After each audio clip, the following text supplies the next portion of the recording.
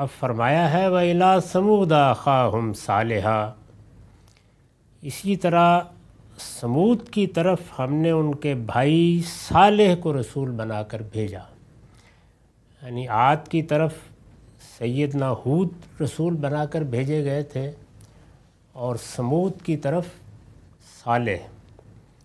یہ سمود کون ہے؟ اس پر میں نے حاشیہ لکھا ہے، یہ عاد کے بقایا میں سے ہے، یعنی جب عاد تباہ کر دیے گئے تو جو لوگ بچے وہ بعد میں جب عروج کو پہنچے اور انہوں نے بھی وہی حیثیت حاصل کر لی جو ان کے پیش روؤں کی تھی، تو انہیں سمود کے نام سے پکارا گیا۔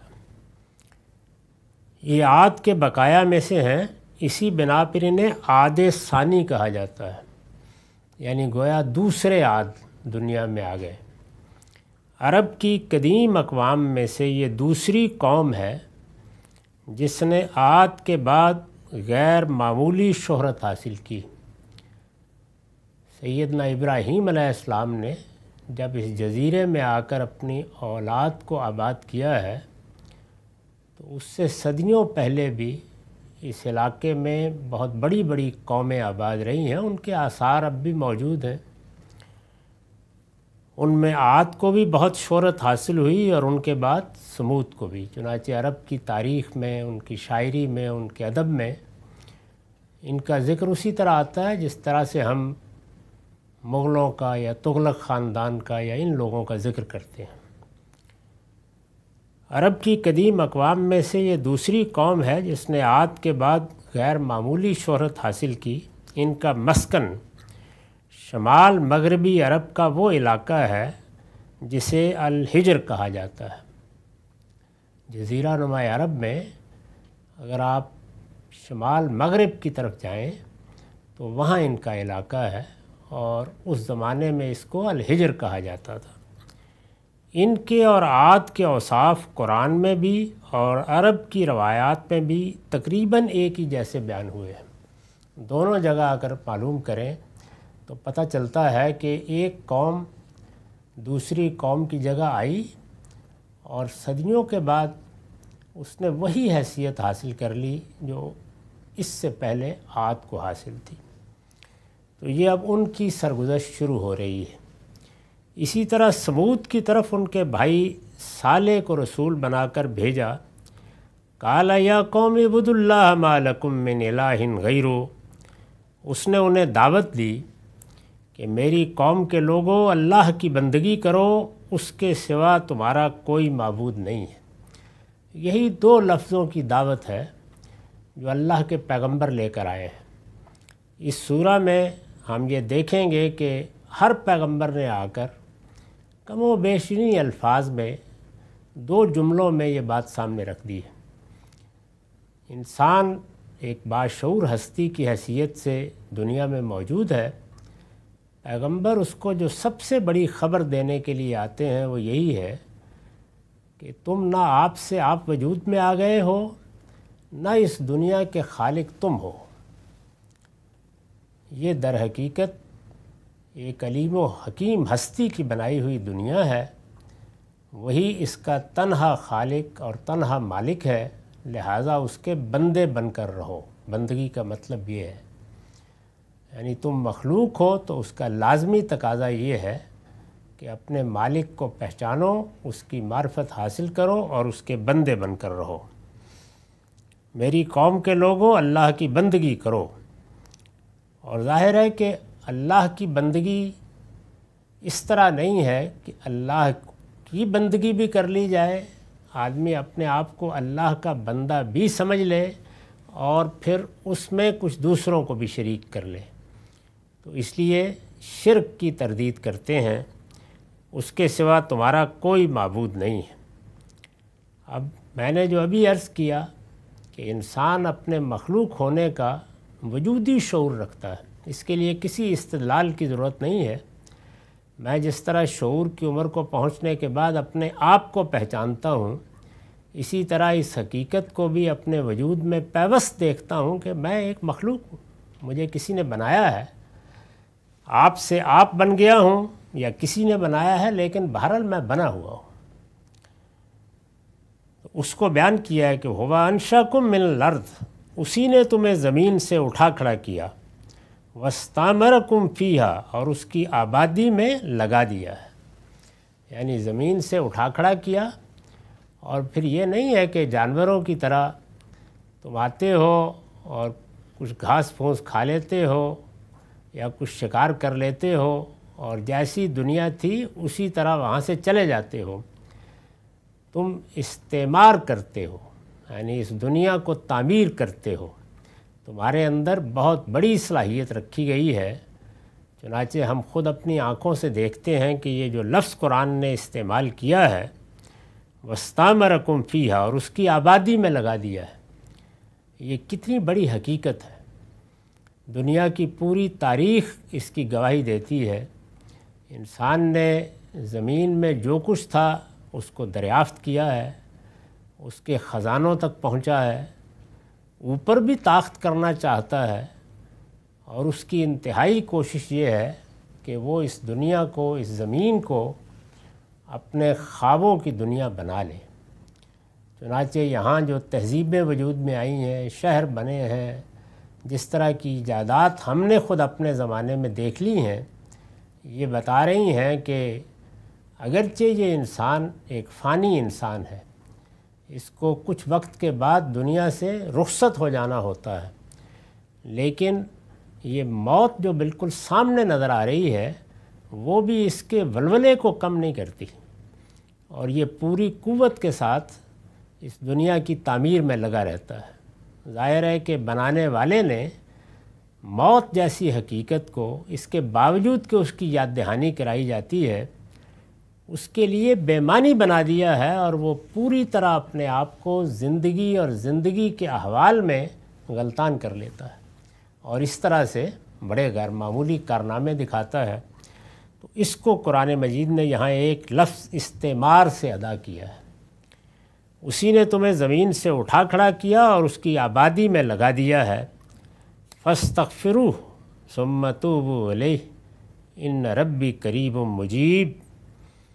اب فرمایا کہ تم نے بھی بڑے غیر معمولی شہر آباد کر لیے ہیں۔ عاد سمود دونوں ہی کے بارے میں تاریخ سے بھی معلوم ہوتا ہے، قرآن بھی بتاتا ہے، اور جو ان کے آثار ہیں ان کو دیکھیے جا کے تو معلوم ہوتا ہے کہ بڑی شاندار عمارتیں پہاڑوں کو تراش کر انہوں نے بنائیں اور شہر آباد کیے۔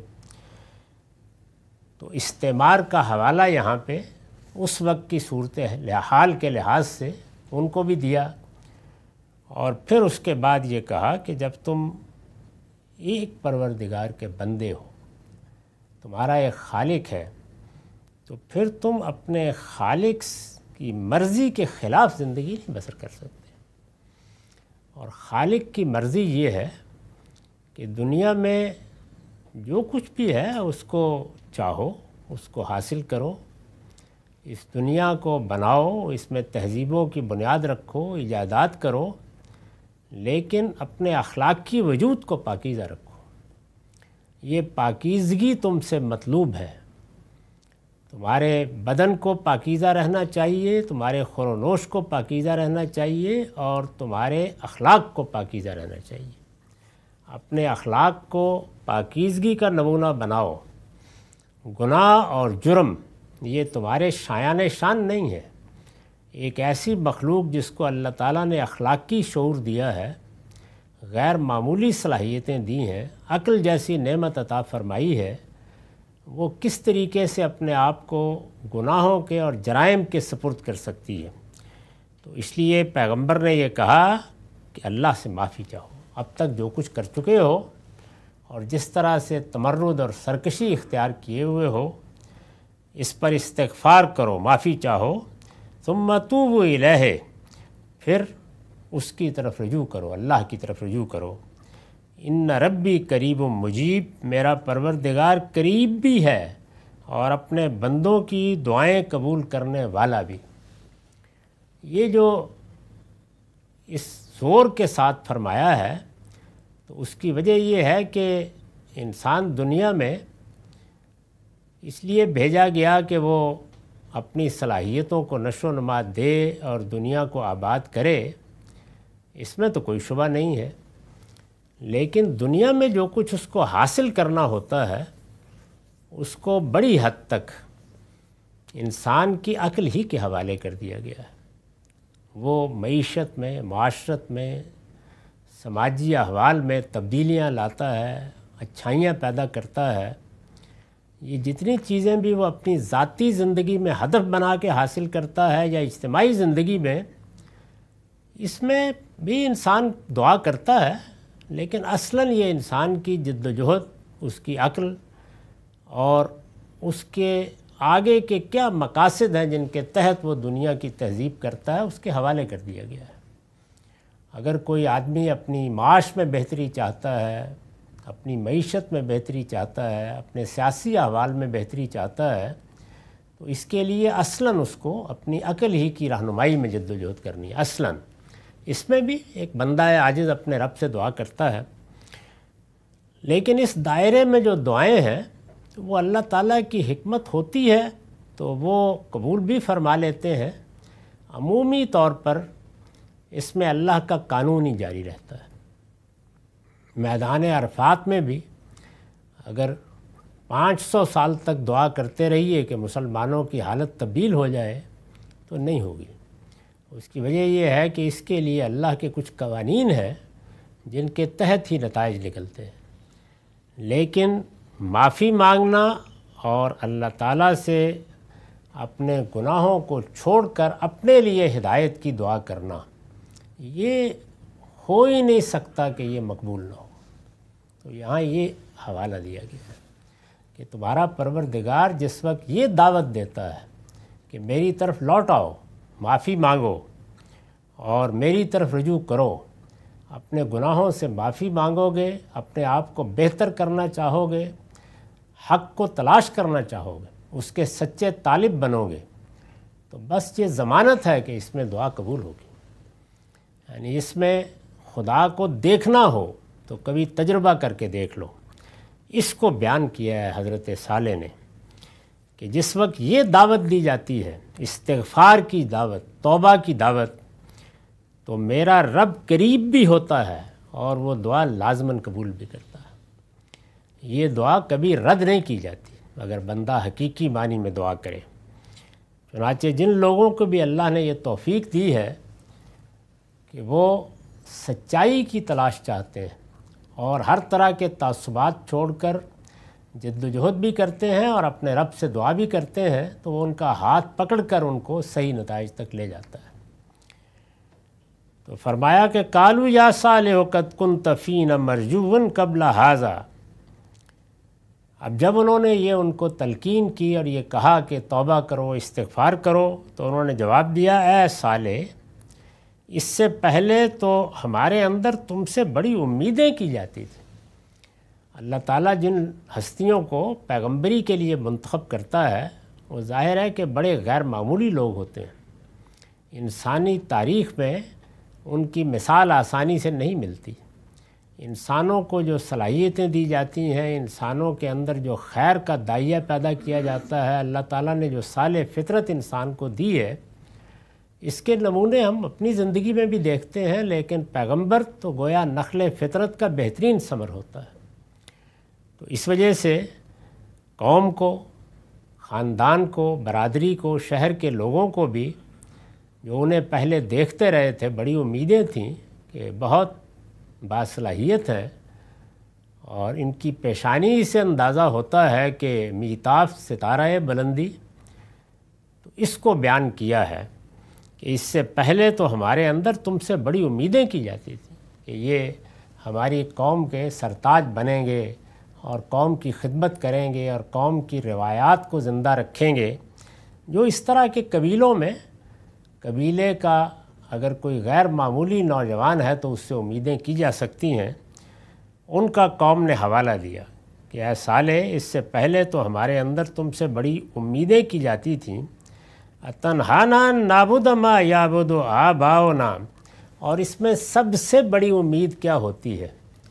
خاندان، برادری اور قوم کی روایات کا علم بردار ہو کر کھڑا ہو جانا۔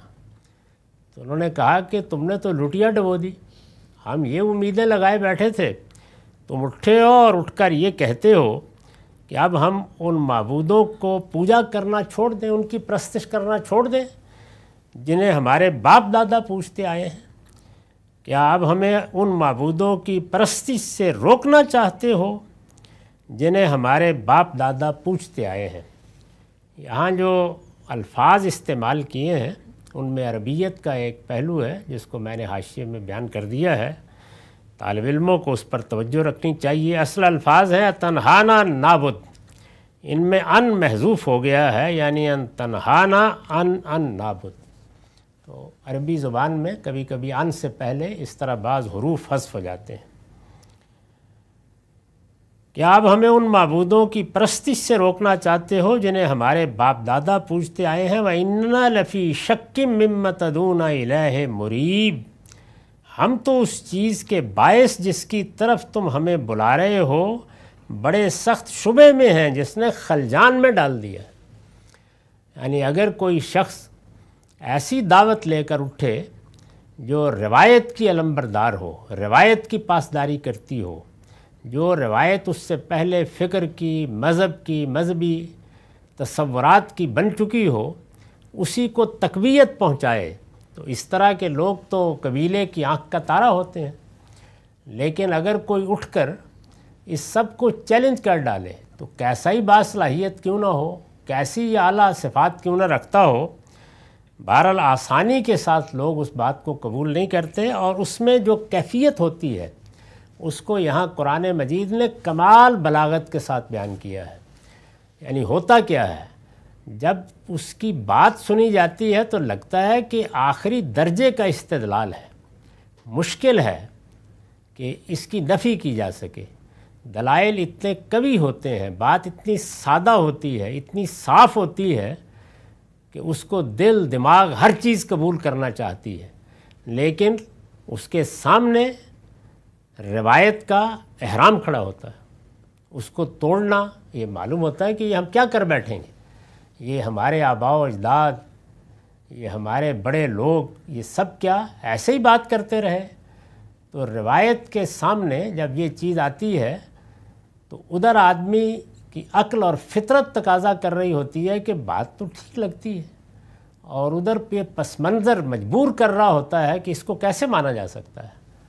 تو اس کا جو نتیجہ نکلتا ہے وہ قرآن نے یہاں بیان کیا ہے کہ اِنَّنَا لَفِي شَكٍّ مِّمَّا تَدْعُونَا إِلَيْهِ مُرِيبٍ، یعنی یہ جو تمہاری دعوت ہے، جانتے ہو کہ اس نے ہمیں کہاں پہنچا دیا ہے، جس چیز کی طرف تم ہمیں بلا رہے ہو، اس نے ہمیں ایسے شک میں ڈال دیا ہے کہ جو خلجان پیدا کر دینے والا ہے، نہ ادھر جا سکتے ہیں نہ ادھر جا سکتے ہیں، یہ صورتحال تم نے پیدا کر دی ہے۔ یعنی اگر تو ادھر بلاتے تو اس کے لیے تو پیچھے ایک پوری تاریخ کھڑی تھی، تو ہم تو تمہاری بلائیں لیتے کہ ہماری قوم میں، ہمارے معاشرے میں یا ہمارے قبیلے میں ایسا شخص پیدا ہوا ہے کہ جس نے ہماری روایت کو زندہ کر دیا ہے اور اس کو تقویت دی ہے، اور اب تم نے یہ نئی دنیا پیدا کرنا شروع کر دی ہے۔ تو یہ بظاہر لگتا ہے کہ معقول باتیں کرتے ہو، لیکن یہ کہ یہ اس احرام کے مقابلے میں کیا سنگریزے لے کے آ گئے۔ اس سے ایک خلجان پیدا ہوتا ہے جس کو آپ اب کنفیوژن کے لفظ سے تعبیر کرتے ہیں۔ تو اس کنفیوژن کو قرآن مجید نے یہاں مریب کے لفظ سے ادا کیا ہے، یعنی کسی جگہ کا رہنے نہیں دیا تم نے ہمیں، نہ پیچھے مڑ کے دیکھ سکتے ہیں نہ تمہاری بات مان سکتے ہیں، یہ صورتحال پیدا کر دی۔ قال یا قوم ارأیتم ان کنت علی بینۃ من ربی وآتانی منہ رحمۃ فمن ینصرنی من اللہ ان عصیت فما تزیدوننی غیر تقصیر۔ اس نے کہا میری قوم کے لوگوں ذرا غور کرو، اگر میں اپنے پروردگار کی طرف سے ایک روشن دلیل پر ہوں اور اس نے مجھے اپنی طرف سے ایک اپنی رحمت سے بھی نواز دیا ہے، تو مجھے خدا کی پکڑ سے کون بچائے گا اگر میں اس کی نافرمانی کروں۔ یہ جو انہوں نے جواب دیا ہے اس میں کچھ مقدمات ہیں جو قرآن نے اپنے طریقے کے مطابق بیان نہیں کیے، قاری پر چھوڑ دیا ہے کہ وہ خود ان کو متعین کر لے۔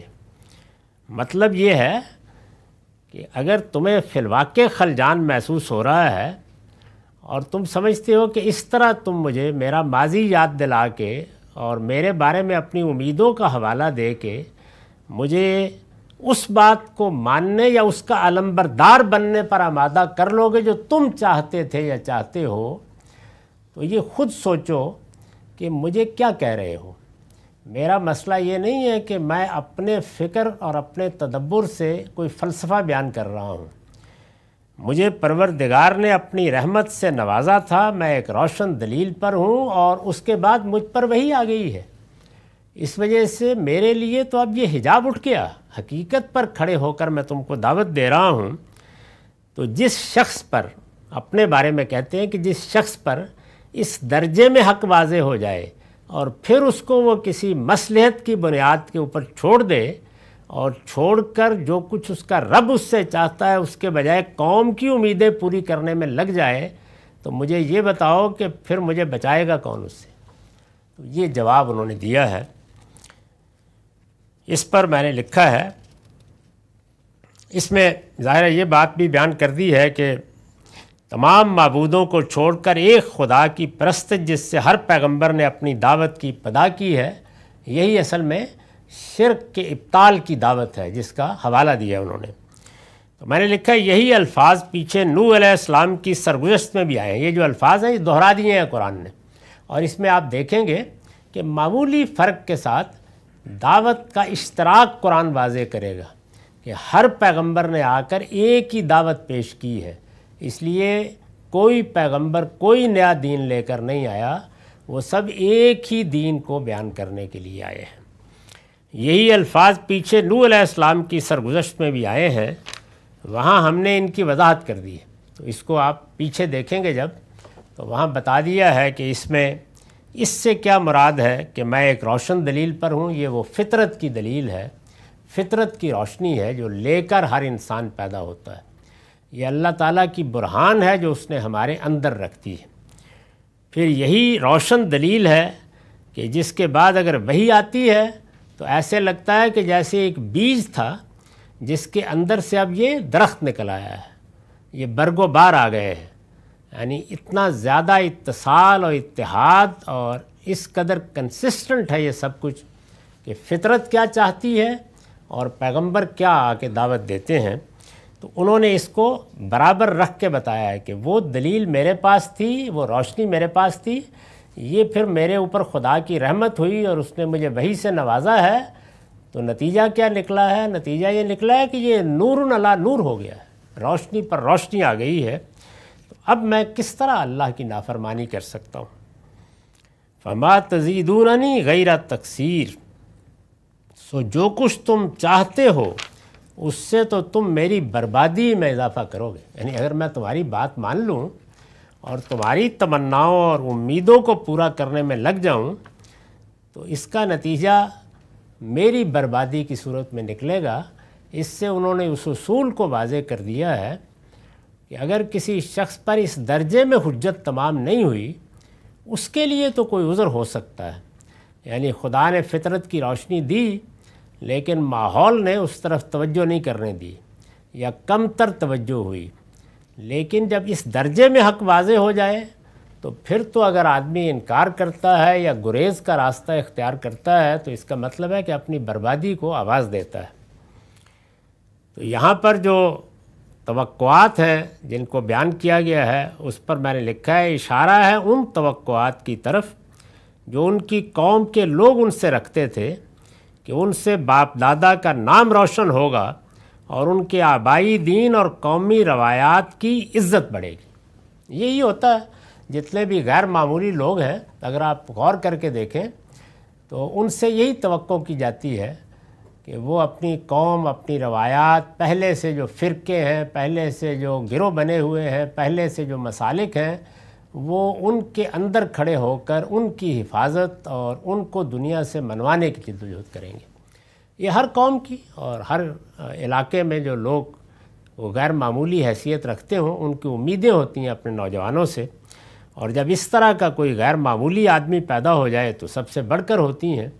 لیکن انہیں بتا دیا کہ میں یہ تمہاری امیدیں پوری نہیں کر سکتا، اس لیے کہ میرے اوپر اس درجے میں یہ سب کچھ واضح ہو گیا ہے کہ اب اگر میں تمہاری بات مان لوں اور اپنے پروردگار کی نافرمانی کروں تو پھر میں بربادی کو آواز دوں گا اور کچھ نہیں ہوگا۔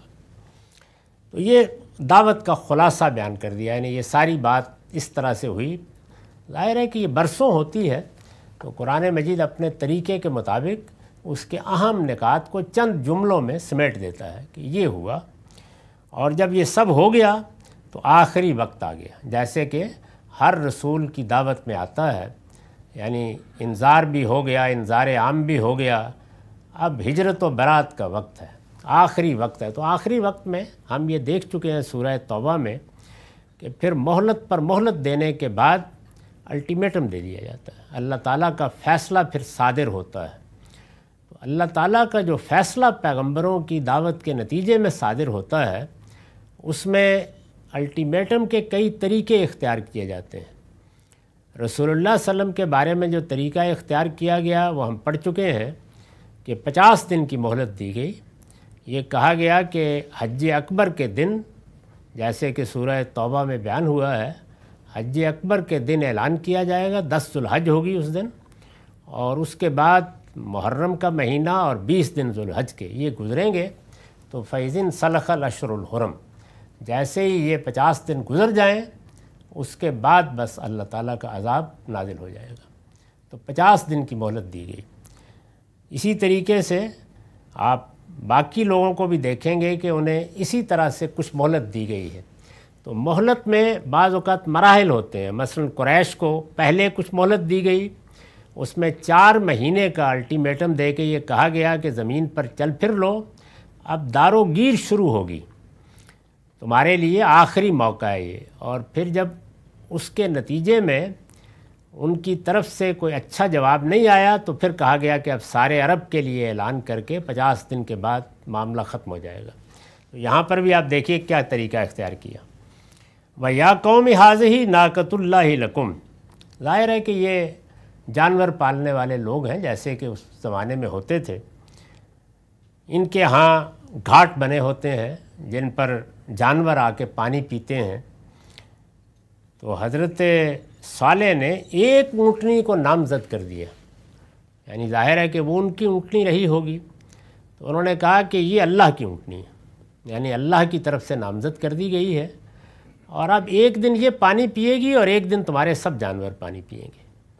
یہ ظاہر ہے کہ ایک بڑا غیر معمولی ادعا ہے یہ بات کہ پورے قبیلے کے مقابلے میں اب یہ تنہا ایک اونٹنی ہے جو تمہاری تقدیر کا فیصلہ کرے گی۔ تو یہ نشانی کے طور پر انہوں نے مقرر کر دی کہ جس دن اس کو نقصان پہنچاؤ گے مہلت کا پہلا عرصہ ختم ہو جائے گا۔ میری قوم کے لوگوں، یہ اللہ کی اونٹنی ہے تمہارے لیے نشانی کے طور پر، لہٰذا اس کو چھوڑ دو کہ اللہ کی زمین میں چرتی پھرے، اور کسی برے ارادے سے اس کو ہاتھ نہ لگانا، ورنہ کچھ دیر نہ گزرے گی کہ تم پر عذاب آ جائے گا۔ یہ انہوں نے بیان کیا۔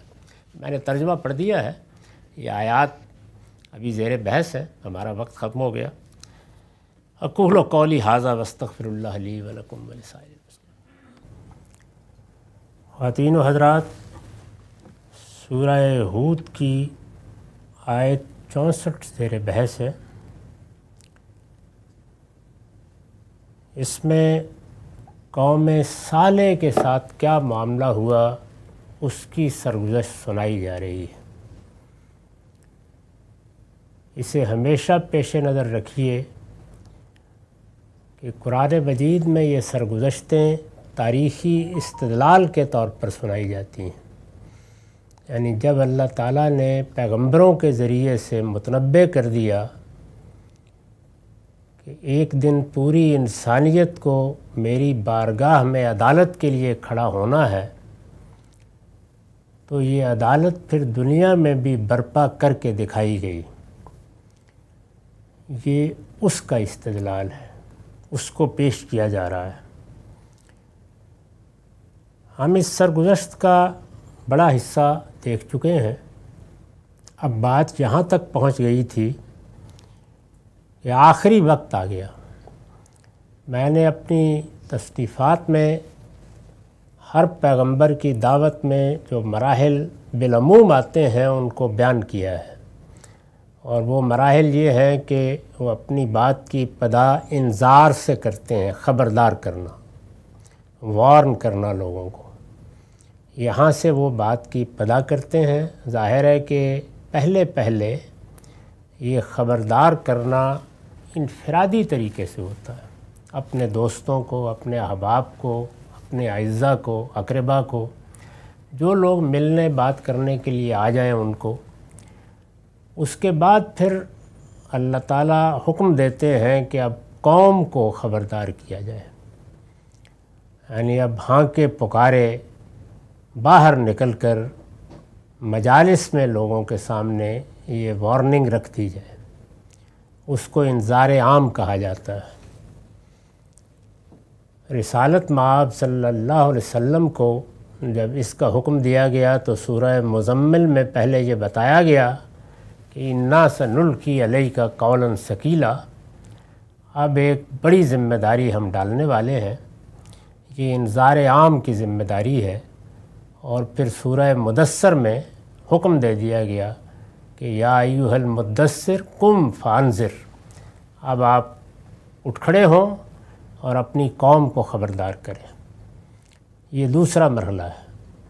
اس کے بعد پھر اتمام حجت کا مرحلہ آتا ہے، یعنی بات اب آخری درجے میں کہی جا رہی ہے۔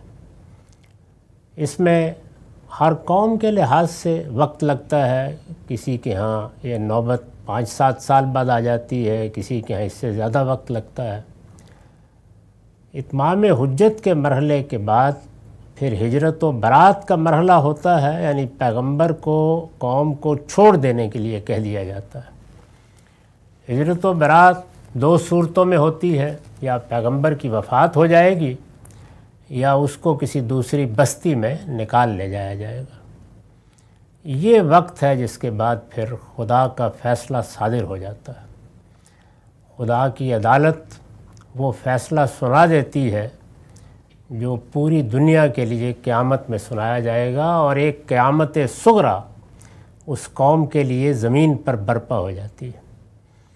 اس سے پہلے کہ یہ قیامت صغریٰ برپا ہو، مہلت دی جاتی ہے، اور آخر میں پھر الٹیمیٹم بھی، یعنی بالکل متعین کر دیا جاتا ہے کہ فلاں وقت فلاں گھڑی معاملہ ختم ہو جائے گا۔ تو یہ اس مرحلے میں اب ہم پہنچ گئے ہیں۔ تو انہوں نے کہا کہ وَيَا قَوْمِ هَٰذِهِ نَاقَةُ اللَّهِ لَكُمْ آیَةٌ، میری قوم کے لوگوں، یہ اللہ کی اونٹنی ہے تمہارے لیے نشانی کے طور پر۔ اور اونٹنی کے بارے میں یہ ہدایت کر دی کہ فَذَرُوهَا تَأْكُلُ فِي أَرْضِ اللَّهِ وَلَا تَمُسُّوهَا بِسُوءٍ فَيَأْخُذَكُمْ عَذَابٌ قَرِيبٌ، لہٰذا اس کو چھوڑ دو کہ اللہ کی زمین میں چرتی پھرے، اور کسی برے ارادے سے اس کو ہاتھ نہ لگانا، ورنہ کچھ زیادہ دیر نہ گزرے گی کہ تم پر عذاب آ جائے گا۔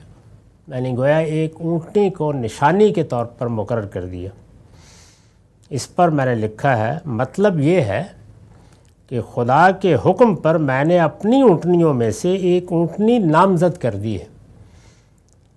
اس زمانے میں لوگوں کے پاس جانور ہوتے تھے، ہر آدمی کچھ نہ کچھ جانور رکھتا ہی تھا۔ تو صالح علیہ السلام کے پاس بھی جو اونٹنیاں رہی ہوں گی، انہی میں سے ایک اونٹنی انہوں نے نامزد کر دی، اور یہ فرمایا کہ یہ اونٹنی اب خدا کی نظر ہے۔ جیسے ہم حدی کے جانور اللہ تعالیٰ کی نظر کر دیتے ہیں حج کے موقع پر، اب تو لوگوں کے لیے یہ ممکن نہیں رہا، لیکن پہلے یہ ہوتا تھا، اور رسول اللہ کے زمانے میں بھی اور بعد میں بھی یہ روایت رہی کہ گھر ہی سے لوگ جانور اپنے ساتھ لے لیتے، ان کو حدی کے جانور کہا جاتا تھا، اور ان کے گلے میں پٹے ڈال کر خاص نشانیاں لگا دی جاتی تھیں کہ یہ اب اللہ کی نظر ہیں یا اللہ کے جانور ہیں، اور یہ حرم میں پہنچیں گے اور اس وقت تک کوئی ان کو ہاتھ نہیں لگائے گا۔ تو انہوں نے اسی طرح سے اپنی ایک اونٹنی نامزد کر دی۔ مطلب یہ ہے کہ خدا کے حکم پر میں نے اپنی اونٹنیوں میں سے ایک اونٹنی نامزد کر دی ہے، یہ خدا کی نظر ہے، چنانچہ اس لحاظ سے اللہ کی اونٹنی ہے، یعنی یہ اللہ کے لیے خاص ہو گئی ہے، تمہارے لیے یہ خدا کے عذاب کی نشانی ہے، اس کو گزند پہنچاؤ گے تو سمجھ لو کہ امان کی دیوار گر گئی، اس کے بعد قہر الہی کے سیلاب کو کوئی چیز تمہاری بستیوں میں داخل ہونے سے روک نہیں سکے۔ انہوں نے بتا دیا کہ اب مہلت اتنی ہے کہ تم اس اونٹنی کے ساتھ کیا سلوک کرتے ہو۔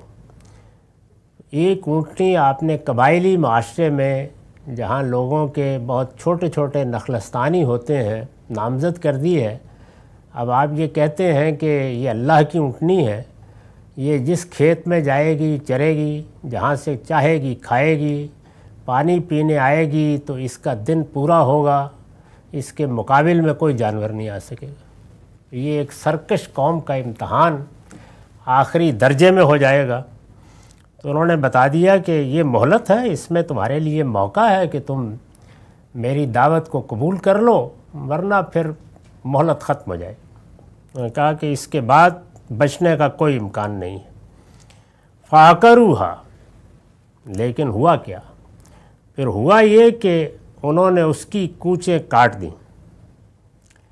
یعنی لوگوں میں یہ خیال پیدا ہوا کہ یہ تو ایک مصیبت پیدا ہو گئی، اور ہم لوگ اپنی قوت شوکت شان کے باوجود ایک بالکل بے یار و مددگار آدمی کی نامزد کردہ اونٹنی کو ہاتھ نہیں لگا سکتے۔ تو ان کے بڑے سردار نے اٹھ کر اپنے تمرد اور سرکشی کا اظہار اس طرح سے کیا کہ اونٹنی کی کوچیں کاٹ دیں۔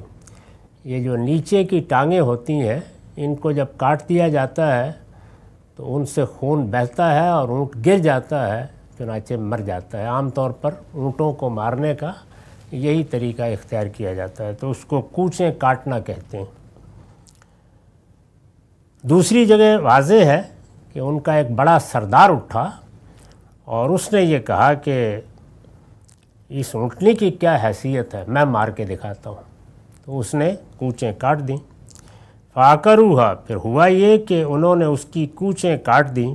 اس پر حاشیہ ہے، اونٹنی کو مارنے کا جرم اگرچہ ان کے ایک سرکش سردار نے کیا تھا، یعنی ان کا ایک بڑا لیڈر اٹھا اور اس نے اٹھ کے اونٹنی کو مار ڈالا، مگر قرآن نے اسے پوری قوم کی طرف منسوب کیا ہے۔ یعنی دوسری جگہ وضاحت ہے کہ ان کے لیڈر نے کاٹا، لیکن یہاں قرآن نے یہ کہا ہے کہ انہوں نے اس کی کوچیں کاٹ دیں، پوری قوم کی طرف منسوب کیا ہے۔ اس کی وجہ یہ ہے کہ باقی متمردین بھی اس پر راضی تھے، یعنی سب لوگ اس جرم میں شامل تھے۔ اس سے یہ بالکل واضح ہو جاتا ہے کہ جب قوم راضی ہو تو بے شک لوگوں کو مارنے اور ان پر ظلم کرنے کا کام چند لوگ کر رہے ہوں، اس کی ذمہ داری میں پوری قوم شریک ہوتی ہے۔ فَعَقَرُوهَا، پھر ہوا یہ کہ انہوں نے اس کی کوچیں کاٹ دیں۔ اب جیسے ہی انہوں نے اونٹنی کی کوچیں کاٹیں، اور وہ ظاہر ہے کہ کچھ عرصے میں مرنے والی ہی ہوتی ہے، تو اب کیا ہوا؟ فَقَالَ، تو صالح نے کہا کہ بس معاملہ ختم ہو گیا۔ تَمَتَّعُوا فِي دَارِكُمْ ثَلَاثَةَ أَيَّامٍ، اس پر صالح نے خبردار کر دیا کہ اب 3 دن اپنی اس بستی میں رہ بس لو۔ آخری مہلت یہ 3 دن کی ہے۔ میں عرض کر چکا ہوں کہ رسول اللہ صلی اللہ علیہ وسلم کو یہ آخری مہلت 50 دن کی دی گئی تھی، یعنی 10 ذو الحج کو کہا گیا تھا، جیسے کہ سورہ توبہ میں قرآن نے بتایا ہے کہ وَأَذَانٌ مِّنَ اللَّهِ إِلَى النَّاسِ يَوْمَ الْحَجِّ الْأَكْبَرِ، حج اکبر کے دن اعلان کر دیا جائے لوگوں کے لیے۔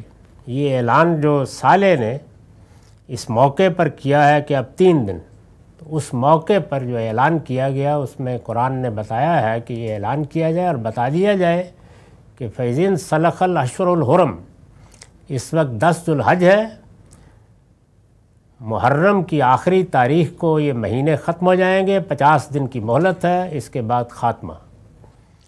تو انہوں نے بھی یہی کہا کہ اس پر صالح نے خبردار کر دیا کہ اب 3 دن اپنی اس بستی میں اور رہ بس لو۔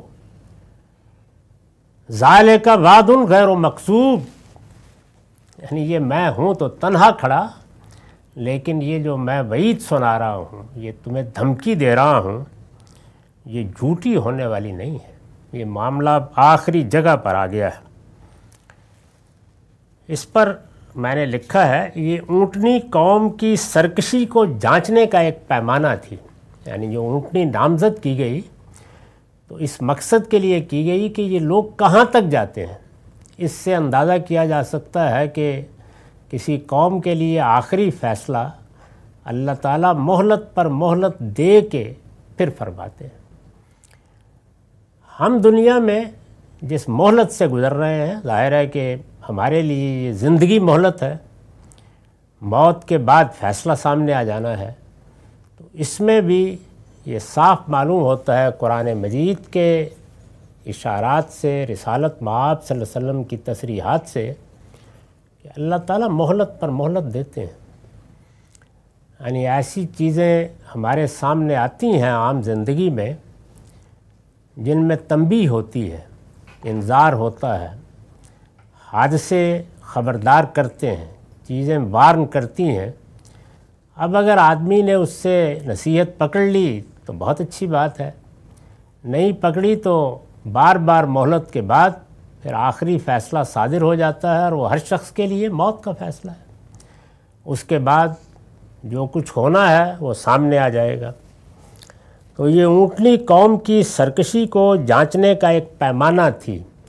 اس طرح کی چیزوں کو پیمانہ بنا کر ہماری زندگی میں بھی اللہ تعالیٰ امتحان کر رہا ہوتا ہے۔ یعنی جب ہم کسی چیز کا دعویٰ کرتے ہیں یا کسی چیز کا اظہار کرتے ہیں یا اپنی کوئی کمٹمنٹ ظاہر کرتے ہیں اللہ کے ساتھ، اللہ کے دین کے ساتھ یا اعلیٰ اخلاقی اصولوں کے ساتھ، تو ہم کہاں کھڑے ہیں؟ غلطیاں کرتے ہیں تو کوئی نہ کوئی پیمانہ ہمارے لیے بنا دیا جاتا ہے، جس میں دیکھا جاتا ہے کہ غلطی ہے، غلطی سے آگے بڑھ کر گناہ کی یا جرم کی نوبت آ گئی ہے، اور گناہ اور جرم بھی سرکشی کے دائرے میں داخل ہو گیا ہے۔ یعنی یہ سب عام انسانوں کے ہاں بھی اگر آپ غور کریں تو مختلف طریقوں سے جانچا جا رہا ہوتا ہے۔ عام آدمی کی زندگی پر اس طرح لوگوں کی نگاہ نہیں ہوتی۔ عام آدمی بھی اگر اپنی زندگی کے احوال و حوادث پر غور کرے تو وہ اللہ تعالیٰ کی سنت کا ظہور دیکھ سکتا ہے اپنے ہاں۔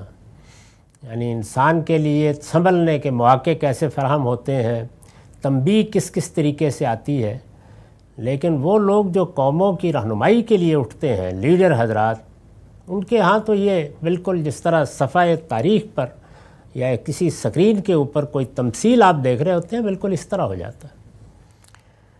یہ اونٹنی قوم کی سرکشی کو جانچنے کا ایک پیمانہ تھی۔ اس کو مارنے سے واضح ہو گیا کہ یہ لوگ اب مزید مہلت کے مستحق نہیں رہے۔ چنانچہ صالح علیہ السلام نے اپنے پروردگار کے ایما سے انہیں یہ نوٹس دے دیا، 3 دن کا آخری نوٹس دے دیا گیا۔ اس سے آپ اس پورے قانون کو، جس کو قانون اتمام حجت کہا جائے گا، سمجھ سکتے ہیں کہ اس میں کیا مراحل ہوتے ہیں۔ بیان یہی مراحل رسول اللہ کی زندگی میں آئے ہیں، اور اس میں یہ آخری مہلت جیسے کہ میں نے عرض کیا 50 دن کی دی گئی تھی۔ تو انہوں نے کہا ذالک وعد غیر مکذوب، یہ دھمکی جھوٹی ہونے والی نہیں ہے۔ فلما جاء امرنا، چنانچہ جب ہمارا حکم صادر ہو گیا، حکم صادر ہو گیا یعنی 3 دن گزرنے کے بعد عذاب کا فیصلہ ہو گیا۔ اب اللہ تعالیٰ کی طرف سے آخری وارننگ کے بعد بھی یہ لوگ نہیں سنبھلے تو سزا سنا دی گئی۔ اس کو اس طرح بیان کیا ہے کہ جا امرنا، چنانچہ جب ہمارا حکم صادر ہو گیا۔ اس پر حاشیہ ہے یعنی عذاب کا حکم صادر ہو گیا۔ اس کے لیے اصل میں لفظ امر آیا ہے۔ اس میں بلاغت یہ ہے کہ جیسے ہی حکم صادر ہوا اس کے ساتھ ہی عذاب آ گیا، گویا عذاب اسی ایک لفظ کے اندر چھپا ہوا تھا۔ بس اوپر سے ایک امر جاری ہوا۔ ہم دیکھ چکے ہیں کہ یہ نوح علیہ السلام کی قوم کے لیے جب جاری ہوا تو اس کے الفاظ کیا تھے، یعنی اس کو قرآن مجید نے مختلف جگہوں پر نقل کیا ہے کہ ہم نے زمین سے کہا اپنا سارا پانی اگل دو، اور آسمان سے کہا اپنا سارا پانی برسا دو، اور ہم نے نشان مقرر کر دیا کہ پانی وہاں جا کے رکے گا۔ تو یہاں پر بھی حکم صادر ہو گیا۔ فرمایا کہ جب یہ صادر ہوا تو نجینا صالحا والذین آمنوا معہ برحمت منا ومن خزی یومئذ، تو ہم نے خاص اپنی رحمت سے صالح کو اور ان لوگوں کو جو اس کے ساتھ ایمان لائے تھے اس عذاب سے نجات دی۔ یعنی اس موقع پر ہم نے ان کو نکال لیا اور اس دن کی رسوائی سے بچا لیا۔ رسوا کر دینے والا یہ عذاب جب نازل ہوا تو اس سے صرف انہی لوگوں کو نجات ملی جو صالح علیہ السلام کے ساتھ ایمان لا چکے تھے۔ اس پر میں نے ایک عربیت کے طلباء کو توجہ دلائی ہے کہ اس جملے میں ایک جگہ فعل اور ایک جگہ اس کا متعلق عربیت کے اسلوب پر محذوف ہے، omit کر دیا گیا ہے، ہم نے ترجمے میں انہیں کھول دیا ہے۔ تو اس طرح کی چیزوں پر قرآن مجید کی زبان کے اسالیب کو سمجھنے کے لیے نگاہ رکھنی چاہیے۔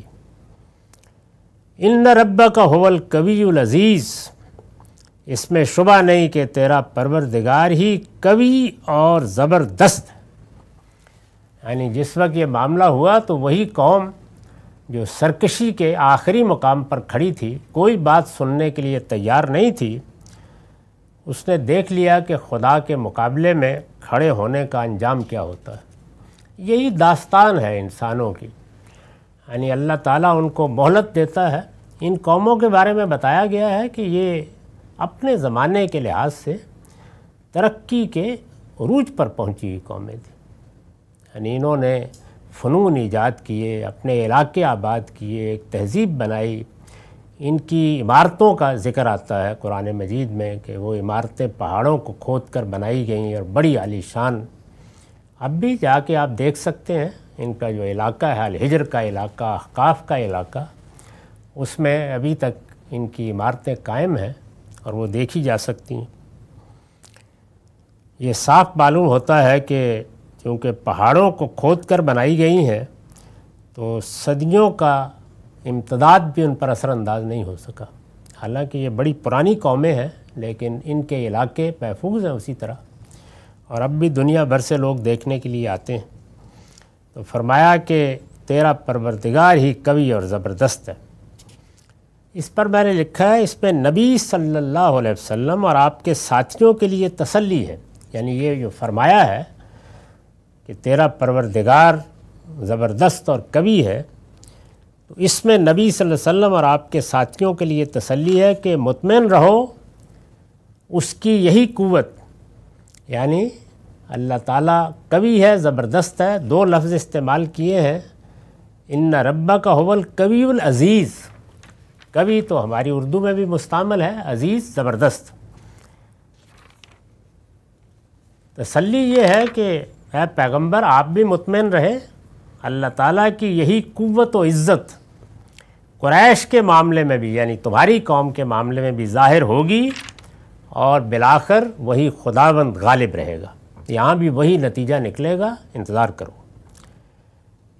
وَأَخَذَ الَّذِينَ ظَلَمُوا الصَّيْحَةَ، یعنی پہلے یہ بتایا کہ ہم نے صالح کو اور ان کے ساتھیوں کو نجات دی، اور جن لوگوں نے ظلم کیا تھا، وَأَخَذَ الَّذِينَ ظَلَمُوا، قرآن مجید میں یہ ظلم دو پہلوؤں سے استعمال ہوتا ہے، ظالم لنفسہ اور ظالم لغیرہ۔